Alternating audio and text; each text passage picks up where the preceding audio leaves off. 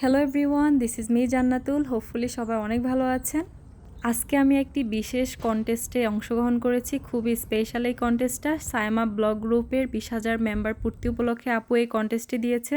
আজকে আমি বানিয়ে দেখাবো স্ট্রবেরি মজিতো। এটা বানানো খুবই সিম্পল। আমার কিছু স্ট্রবেরি লাগবে আর লেমন লাগবে। এই দুইটা দিয়ে আমি সুন্দর করে স্ট্রবেরি মজিতো বানিয়ে ফেলবো।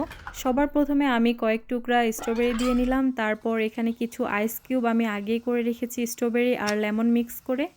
তারপর আমি এখানে স্প্রাইট অ্যাড করে দিব। মজিতোর মধ্যে অবশ্যই স্প্রাইট অ্যাড করতে হয়।